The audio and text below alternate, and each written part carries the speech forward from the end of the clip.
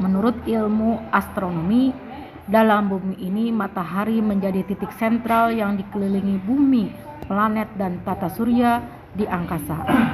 Ia beredar secara tertib tanpa benturan sedikit pun. Peredaran tersebut merupakan sunatullah atau jalan yang diatur oleh Allah, yaitu daya tarik menarik antara bumi dan matahari serta planet-planet lain secara seimbang. Ini terjadi tidak selama-lamanya, suatu ketika pasti akan berakhir. Jika hal ini terjadi, maka akan terjadi kehancuran yang luar biasa. Itulah kiamat.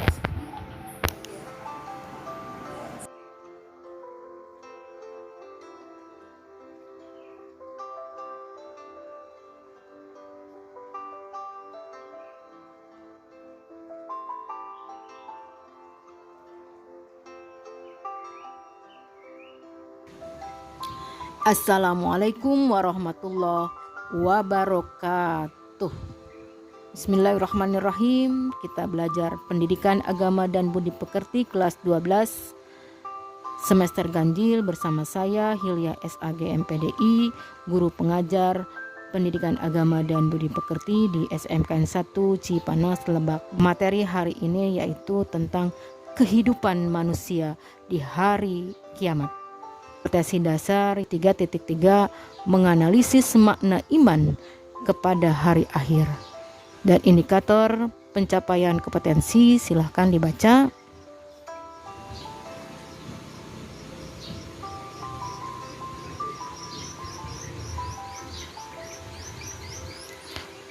Dan ini adalah tujuan pembelajaran. Setelah mengikuti proses pembelajaran ini dengan sikap dan perilaku jujur, bertanggung jawab, dan adil sesuai dengan keimanan kepada hari akhir, peserta didik diharapkan dapat meyakini terjadinya hari akhir. Kemudian mampu menjelaskan makna beriman kepada hari akhir, mengidentifikasi tanda-tanda hari akhir, mengidentifikasi dalil-dalil yang berkaitan dengan hari akhir, menjelaskan dalil-dalil yang berkaitan dengan hari akhir, mengidentifikasi hikmah dan manfaat beriman kepada hari akhir.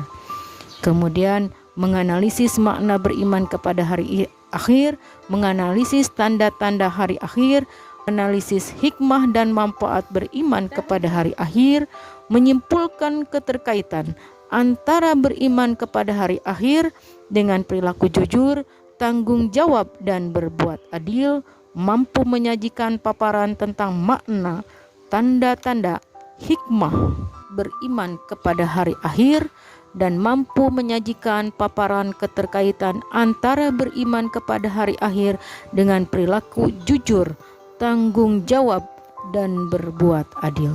Maka untuk mengawali pembelajaran ini, kita bertadarus. Bismillahirrahmanirrahim. Alif lam mim. Dzalikal kitabul la raiba fihi hudal lil muttaqin. Alladzina yu'minuna bil ghaibi wa yuqimunas shalah wa mimma razaqnahum yunfiqun.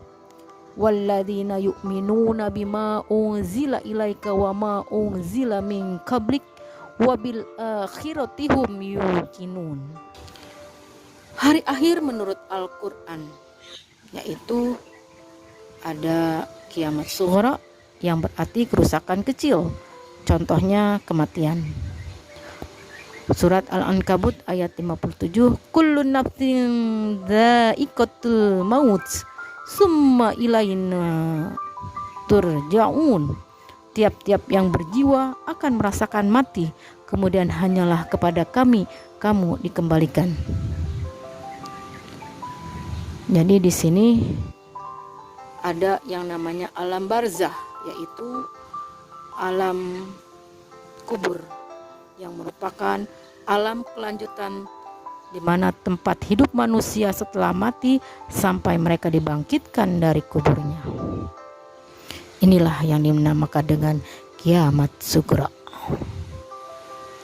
Maka kemudian ada kiamat kubra, yaitu tanda kehidupan dunia ini berakhir, yang diawali dengan sangkakala ditiup pertama oleh malaikat Israfil, yang disusul dengan hancurnya dunia ini.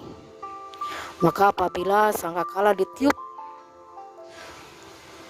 sekali tiup, dan diangkatlah bumi dan gunung-gunung, lalu dibenturkanlah keduanya sekali bentur, maka pada hari itu terjadilah hari kiamat dan terbelahlah langit, karena pada hari itu langit menjadi lemah. Baik, pada hari kiamat seseorang tidak akan luput dari 4 pertanyaan. Yang pertama, tentang umurnya. Untuk apa saja umur itu dipergunakan? Yang kedua, tentang ilmunya. Apa yang dilakukannya dengan ilmu tersebut? Kemudian tentang hartanya. Dari mana didapatkannya harta itu dan untuk apa dibelanjakannya harta itu? Kemudian yang keempat adalah tentang tubuhnya, yaitu tenaga dan kekuatan tubuhnya, untuk apa dipakainya. Hadis riwayat At-Tirmidzi. Dan gambaran ini adalah di mana hari akhir akan terjadi pada sangkakala pertama kali ditiup, maka semesta akan menjadi hancur. Kemudian sangkakala ditiup untuk kedua kalinya oleh malaikat Israfil, dan semuanya mati. Kemudian Allah membangkitkan manusia dari kematian. Lalu Allah mengumpulkan manusia yang baru saja dibangkitkan dari alam kubur, kemudian berkumpul di padang mahsyar untuk dihisab amal perbuatannya selama mereka menjalankan kehidupannya selama di bumi. Maka setelah dihisab, mana yang akan diganjar, ditempatkan selama-lamanya, di surgakah atau di nerakakah? Apakah surga itu? Surga adalah tempat yang penuh dengan kenikmatan. Allah menyediakan tempat itu untuk orang-orang yang bertakwa. Sedangkan neraka merupakan tempat yang penuh dengan duka, dengan kehinaan, dan Allah menyediakan tempat ini orang-orang yang durhaka. Maka kita mengingat kembali ku anfusakum wa ahlikum nara, Quran surat Ali Imran ayat 131 sampai dengan 133. Dan peliharalah dirimu dari api neraka yang disediakan untuk orang-orang yang kafir, dan taatilah Allah dan Rasul supaya kamu diberi rahmat, dan bersegeralah kamu kepada ampunan dari Tuhanmu dan kepada surga yang luasnya seluas langit dan bumi yang disediakan untuk orang-orang yang bertakwa. Identifikasi perilaku iman terhadap hari akhir, yaitu senantiasa bertakwa kepada Allah, yakni melaksanakan semua perintahnya dan menjauhi semua larangannya. Disiplin dalam melaksanakan sholat 5 waktu dan ibadah-ibadah lain yang hukumnya wajib. Amal yang paling pertama dihisab dari seorang hamba di hari kiamat ialah sholatnya. Jika sholatnya diterima, maka diterimalah amal-amal yang lain. Jika sholatnya ditolak, maka ditolaklah amal-amal lainnya. Kemudian identifikasi perilaku selanjutnya yaitu mencintai fakir miskin yang diwujudkan melalui sikap, ucapan, perbuatan, dan bantuan harta benda. Kemudian Rasulullah pernah bersabda, setiap segala sesuatu ada kuncinya, sedang kunci surga adalah mencintai fakir miskin, karena kesabaran mereka adalah kawan akrab Allah pada hari kiamat. Perilaku selanjutnya yaitu menyantuni, memelihara, mengasuh, dan mendidik anak-anak yatim dengan penuh kasih sayang. berperilaku baik terhadap tetangga, menghormati tamu, dan bertutur kata yang baik-baik saja, atau apabila akan menyakiti lebih baik diam. Sab'atun yudilluhumullahu yawma la dilla illa dilluh, imamun adil. Ada 7 golongan yang akan mendapat naungan Allah pada hari kiamat.